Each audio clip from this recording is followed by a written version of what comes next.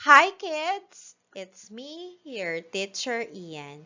At nandito na naman si Teacher para tulungan kayo sa pagsasagot ng mga activities at mas maunawaan mo pa ang lesson dito sa Edukasyon sa Pagpapakatao o ESP. Tayo ay nasa ikapito hanggang ikawalong linggo na ng second quarter. Para sa ating aralin sa 2 linggong ito, pagsasabi ng tama at totoo. Para sa mga hindi pa nakakapag-subscribe sa akin channel, mag-subscribe na kayo para updated lagi kayo sa lahat ng latest videos na i-upload ko. Sa ating nakaraang aralin, nabatid mo ang tungkol sa pagpapakita ng paggalang at pagmamahal sa kapwa. Tama, hindi ba? Pinag-usapan natin doon kung paano natin maipakikita ang ating paggalang at pagmamahal para sa ibang tao. Para sa ating aralin ngayong 2 linggong ito, ikaw ay inaasahang makapagsasabi ng totoo sa magulang o nakatatanda at iba pang kasapi ng mag-anak sa lahat ng pagkakataon upang maging maayos ang samahan. Kabilang dito ang pagsasabi kung saan ka pupunta o nanggaling, kung kumuha ng hindi kanya ng mga pangyayari sa paaralan na nagbunga ng hindi pagkakaintindihan, at kung gumamit ng computer sa paglalaro sa halip na sa pag-aaral.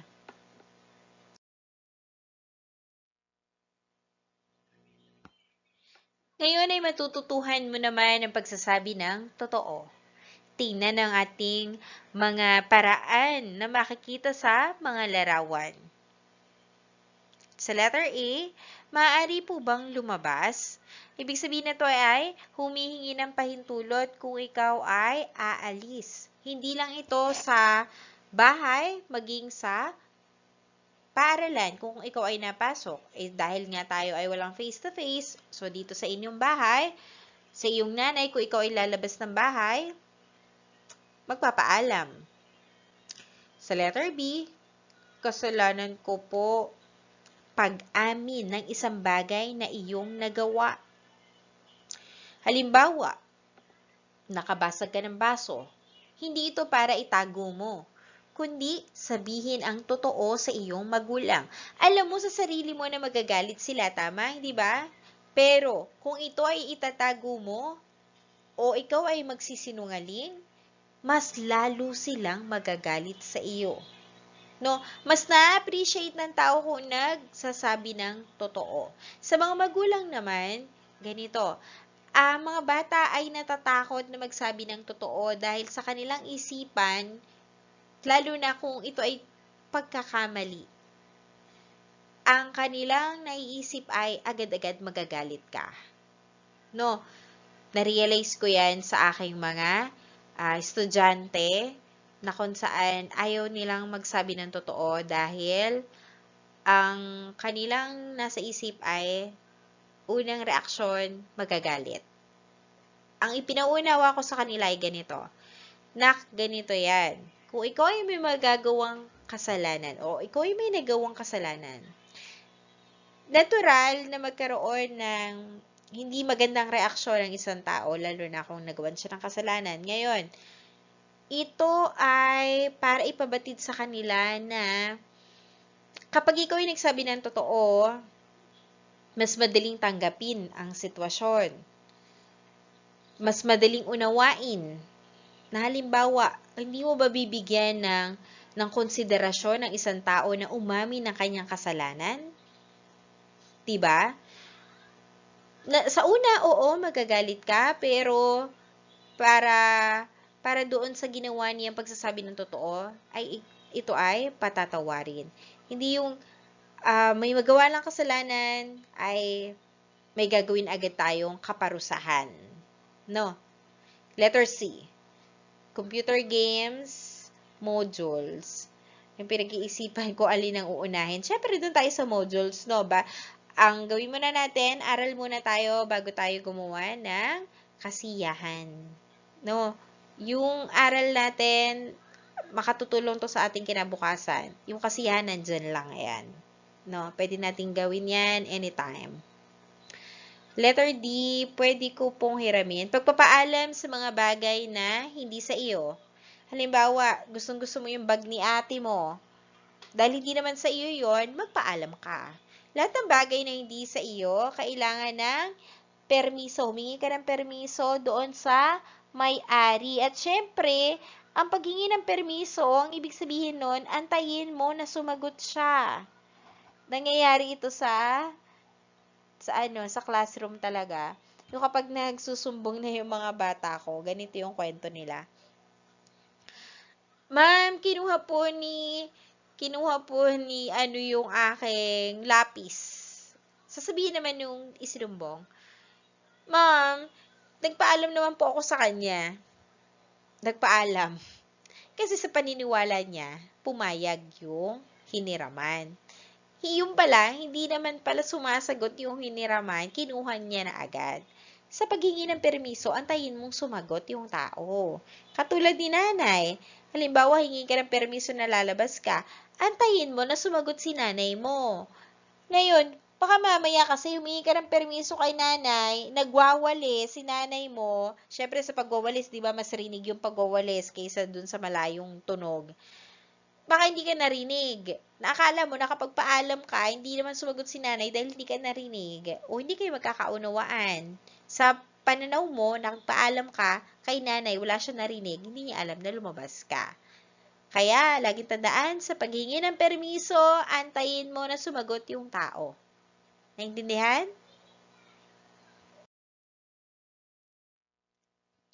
Narito ang ilan sa mahalagang dahilan kung bakit kailangan at mahalaga ang pagsasabi ng totoo. Ating basahin ang mga sumusunod. Nalalaman ang tunay na pangyayari. Siyempre, kapag nagsabi ka ng totoo, lalabas kung ano ang tunay na nangyari. Nagsisilbing proteksyon o pag-iingat. Katulad ng pagpapaalam mo sa iyong nanay na ikaw ay lalabas, alam niya na ikaw ay nasa labas. Proteksyon. Na ibig sabihin, nasa labas pa ang anak ko, gantong oras, akin na ang susunduin. Pero kung hindi niya alam na ikaw ay nasa labas, yung pala, malapit ka na sa may kanal, doon kayo naglalaro, hindi alam ni nanay, kampante siya na nasa loob ka. Yung pala, pag uwi mo, yun, nasugatan na. So, proteksyon o pag-iingat, yung pagpapaalam mo. Nagsisilbing aral.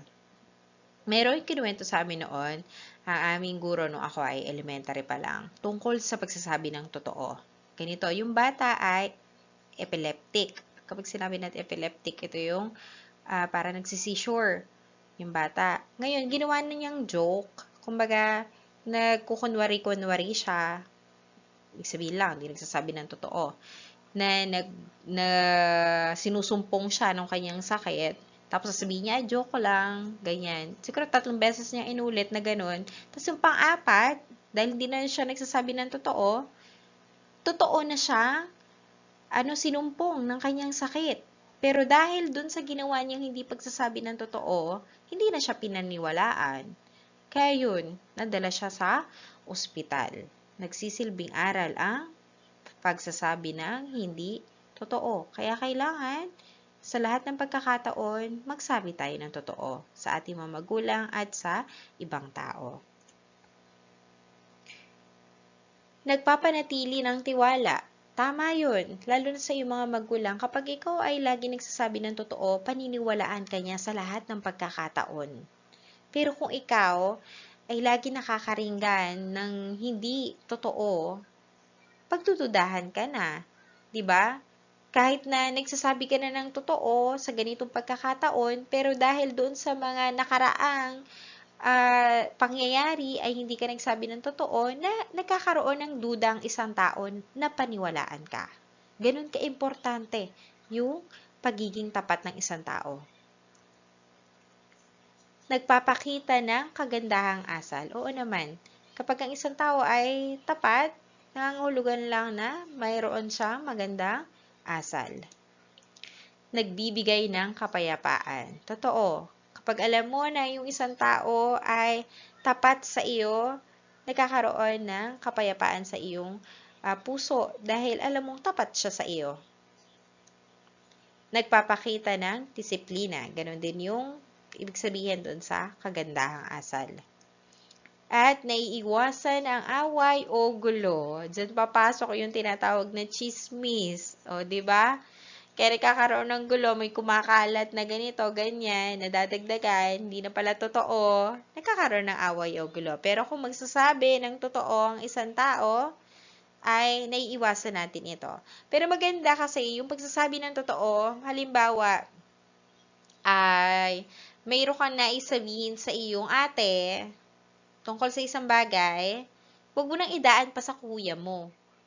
Direkta mo na kay ate. Ha? Ganun. Para kung sakaling may mga nais kang sabihin, hindi na madagdagan pa dahil mismo nang galing na sa'yo.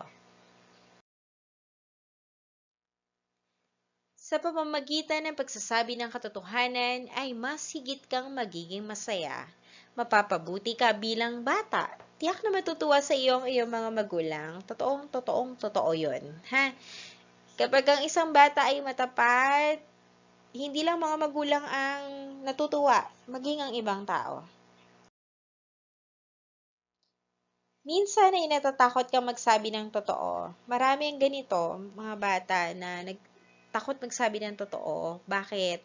Nakaranas kasi sila na parusahan dahil sa isang bagay na nagawa nila na hindi nila nasabi agad-agad ang katotohanan sapagkat tumatak sa kanilang isipan na kapag sinabi nila ang totoo, lalo na kung ito ay kasalanan, ay may karampatang parusa. Yun ang pumapasok sa isip nila. Iniisip mo na magagalit ang nanay o tatay mo. Tama si teacher, di ba? Ganun nga talaga. Mas pinipili mong umalis ng bahay na hindi nagpapaalam. Ginagawa mo ito dahil baka hindi ka payagan lumabas. O nangyayari yan. Alam nyo, anak, yung hindi pagpayag ni nanay at ni tatay na lumabas ka ng bahay, pinuprotektahan ka lamang nila. Lalo na kung halimbawa hindi ka nila matitingnan, hindi ka talaga palalabasin ng bahay. No? Lalo na kung tabi kayo ng highway, oo naman, delikado kasi. No? Sa ngayon, delikado talaga lumabas dahil nga sa kinakaharap nating sitwasyon. 'Di ba? Mali ang mga ito. Sabihin mo ang totoo. Dapat mong tandaan na ang pagsasabi ng totoo ay isang kagandahang asal. Ikaw, nagsasabi ka rin ba ng totoo? Alalahanin mo ang mga pagkakataon na naging mabuti ang naidulot sa iyo ng pagsasabi nito. Mabalikan mo yung mga naranasan mo noon na nagsabi ka ng totoo. Tapos, ano naging experience mo? Ano yung magandang dulot nito nung nagsabi ka ng totoo? Kaya dapat talaga as parents tayo, ang instinct natin, kapag nagsabi ng totoo ang ating anak, kung magandang bagay ito, halimbawa, nagawa niya magandang bagay, nagsabi siya ng totoo, natural, pinupuri natin, hindi ba? Tapos, doon sa, nagsabi siya ng totoo, pero negative yung ginawa niya, hindi natin para purihin, kasi negative yun, di ba? Kundi, hindi rin natin para atin siyang parusahan, kundi ipaintindi sa kanila na anak, hindi maganda yung iyong ginawa. Pero yung pagsasabi mo ng totoo, yun ang aking dapat ipagpasalamat sapagkat nagsabi ka ng totoo sa akin. Pero tandaan mo na yung bagay na ginawa mo ay hindi dapat na maulit pa. No? Ang hirap para sa atin, no, 'di ba? As parents, as parent nung bata na may ginawa siyang kasalanan kasi ang instinct natin is magalit nga, no? Pero dapat isipin natin, dahil nga, ang mga bata kasi, pagka yung ganyang edad, yung kanila kasing thinking, ay hindi pa nila kayang ilagay ang kanilang sarili sa sitwasyon ng iba. Kaya dapat unawain natin yung ganong sitwasyon nila kasi bata pa nga. Gawain sa pagkatuto bilang isa. Basahin ang mga nakasaad sa ibaba. Lagyan ng check ang kilos o gawain na nagpapakita ng pagsasabi ng totoo sa magulang o nakatatanda. Lagyan naman ng X kung hindi. Gagawin ito sa iyong kwaderno. O, check o X lang ha. Number 1. Aking babasahin. Mag-ready. Number 1, pinabili ka ng iyong nanay sa tindahan. May natira pa. Sinabi mong walang sukli. Ibig sabihin, may natira pa daw dun sa perang pinambili mo, pero sinabi mo kay nanay, nay, wala nang sukli. Number 2, hindi sinasadyang nabasag mo ang baso. Agad mo itong sinabi sa iyong nanay. Humingi ka rin ng paumanhin. Number 3, pinagbabasa ka ng iyong module. Tinatamad ka. Nagpunta kayo ng kaibigan mo sa may tabing ilog. Hindi ka nagpaalam sa iyong tatay. Check o X?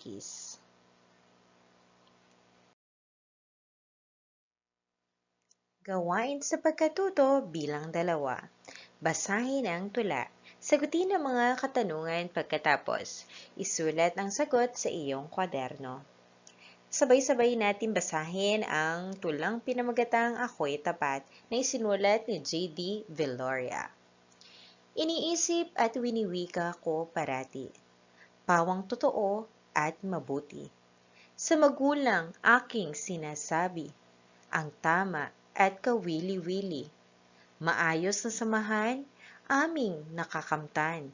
Hindi ako pagagalitan, lalong magmamahalan. Kunin ang sa iba ay di gagawin.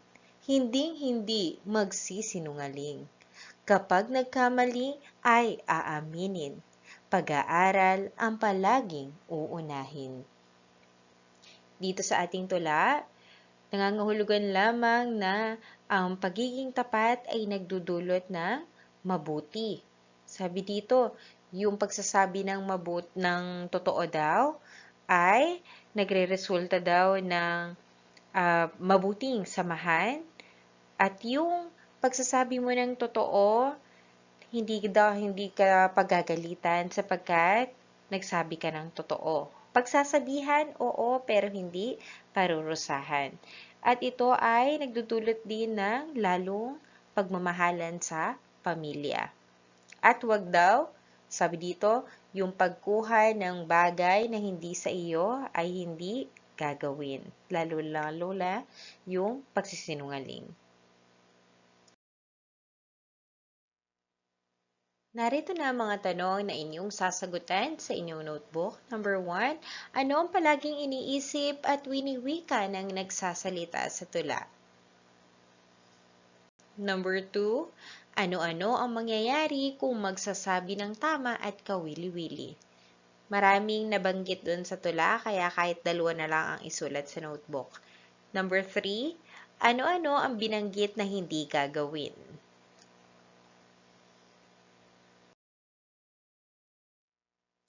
Gawain sa pagkatuto bilang 3. Kumpletuhin ang bawat pangungusap. Piliin ang letra ng sagot sa loob ng kahon. Gawin ito sa iyong kwaderno. Kaya makikita lang sa inyong notebook ay letter lamang. Pagpipilian natin ay narito sa green box. Ito, basahin muna ni teacher yung mga pagpipilian. Letter A, totoo. B, maglilihim. Pag sinabi maglilihim, itatago. No, hindi sasabihin. Letter C, magpapaalam. Letter D, matapat. Letter E, paggalang. At letter F, aamin. Number 1. Kinalulugdan ang batang patlang. Ano ba ibig sabihin ng kinalulugdan? Kinaaayunan, kinagigiliwan, ang batang ano daw? Number 2, patlang ako sa tuwing hihiram ng gamit. Ano daw yung ginagawa niya bago humiram ng gamit? Number 3, ako ay magsasabi ng patlang sa tuwina. Number 4, hindi ako patlang sa aking mga magulang.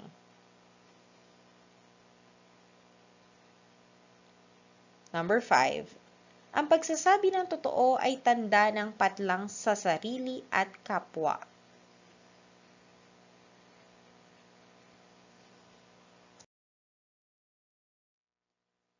Gawain sa pagkatuto bilang 4.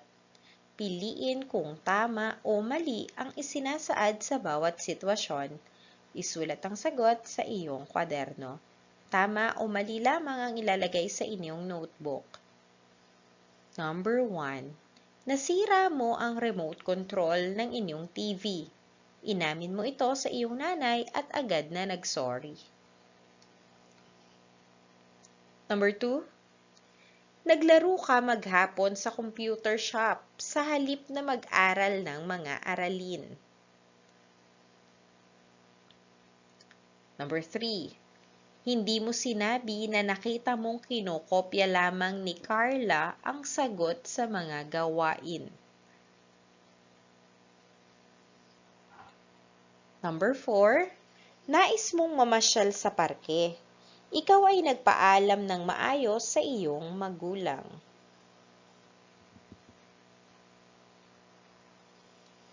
Number 5. Ipinaalam mo sa iyong ate na hihiramin mo ang kaniyang tsinelas.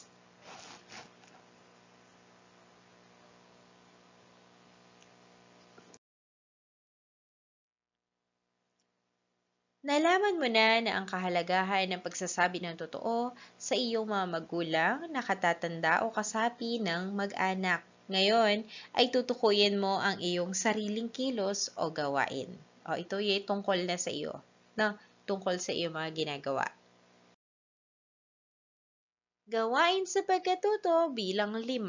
Lagyan ng check ang hanay ng iyong sagot sa bawat gawaing nakasaad. Gawin ito sa iyong kwaderno. Ang gagawin mo dito ay kung ito ay iyong ginagawa. Maging tapat sa iyong sarili. Lagyan ng check ang naaayon na kahon kung ito ba ay madalas, minsan, o talagang hindi mo ginagawa. Ito ay gawain ng parang test of honesty tayo ha. Ibig sabihin kung ano yung totoo na iyong ginagawa. Yun ang iyong isasagot. Pwede na ang ilagay sa inyong notebook. Hindi na to kopyahin lahat. Okay lang yun kasi nakalagay naman na sa module. Pwedeng tingnan na lang ni teacher kung ano yung nakasaad doon. Kasi kaysa kopyahin mo to lahat, pwedeng number na lang 1, 2, 3, 4, 5. No? Alright. Basahin na lang ni teacher. Nagpapaalam ako sa tuwing aalis ng bahay. Ito ba ay madalas, minsan, o hindi mo ginagawa? Number 2, ipinapaalam ko kaagad kapag nakakasira ako ng gamit sa bahay.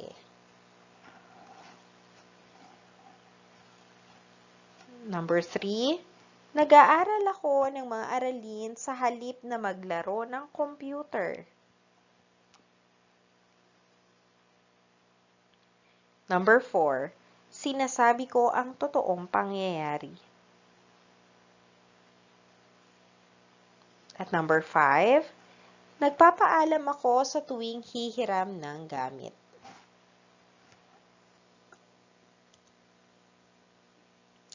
At ito ang inyong sasagutin na hindi na kailangan pang isulat sa inyong notebook. Sagutin na lamang ng ito na oral, pasalita. Alin-alin ang minsan lamang o hindi mo nagagawa? Tingnan mo mabuti yung iyong tsinekan. Ano ang gagawin mo upang maging madalas na ang pagsasagawa mo ng mga tagubiling ito? Halimbawa, ang mga sagot mo dito hindi o kaya naman minsan. Ano na yung gagawin mo para maging madalas ito? Sagutin lamang ito ng pasalita.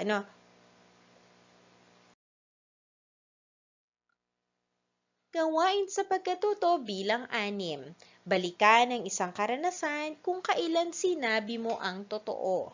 Ipaliwanag kung bakit mo ito ginawa. Tingnan ang halimbawa sa ibaba. Nakita ko na may nakapatong na pera sa mesa. Gusto kong bumili ng pagkain sa tindahan. Humingi ako sa nanay ko. Dapat magpaalam muna bago kumuha. Ito ay halimbawa, ng karanasan niya. Ngayon, ano na yung naranasan mo na nagsabi ka ng totoo? Halimbawa, na naabutan ni nanay ang kalat ng bahay. Tapos ikaw pala yung naglaro dun. Sinabi mo yung totoo. O, pwedeng halimbawa yun. Halimbawa, naabutan ni nanay na makalat yung bahay, tapos sinabi ko kay nanay na ako yung may gawa. Dapat, kapag ikaw ay nagkalat, ay iimisin mo din. Okay na? Next na tayo. Gawain sa pagkatuto bilang 7. Gumuhit ng larawan na nagpapakita ng pagsasabi ng totoo. Isulat kung ano ang ginagawa o sinasabi ng nasa larawan. Gawin ito sa isang malinis na papel. Sabi nga ng laging bilin ni teacher, okay lang na hindi gaanong maganda, basta gawa mo. No, kung ano yung nasa isip mo. Ngayon, kung hindi man kita dun sa drawing, sabi naman dito, isulat kung ano ang ginagawa o sinasabi sa larawan. So, isusulat mo pa yon kahit maikli lang. Ngayon, kung hindi mo kaya isulat ng papangungusap, pa-sentence, yan, nabubulol na si teacher. Pa-sentence, magpatulong sa iyong kasama sa bahay kung paano isusulat yon. Gawain sa pagkatuto bilang 8. Yeah, medyo madami-dami, pero dahil nga 2 linggo ito, kayang-kaya to. Na, kabisaduhin ang tula sa pahina 32. Bigkasin ito sa harap ng mga kasapi ng pamilya. Hingin ang kanilang reaksyon gamit ang emoticon sa ibaba. Ito yun, yung masaya o malungkot na muka. Isulat sa iyong kwaderno ang bilang na natanggap na reaksyon. Doon sa tula, medyo mahaba yun eh. As in, mahaba yun. Parang, kaya bang sauluhin? It will take time para sauluhin ng ganung kahabang tula. So, I guess, kung kaya naman, babasahin sa harap. Okay na yun, basahin, no? Kabisaduhin, medyo mahaba yun. Pero siguro kung gagamitin ng teacher as assessment, siya na ang bahala mag-decide. Pero for me, basahin na lamang sa harap ng iyong kasapi ng pamilya. Okay na yun, na mabasa mo ito. Kasi medyo mahaba talaga yun. Ang pagsasabi ng tama o totoo sa magulang, nakatatanda o sino man sa kasapi ng pamilya ay lubhang napakahalaga. Sobrang halaga nun, yung pagsasabi ng totoo. Ito ay pagpapakita ng respeto sa kapwa at maging sa sarili. Laging sabihin ang totoo, syempre, kayang-kaya mo ito.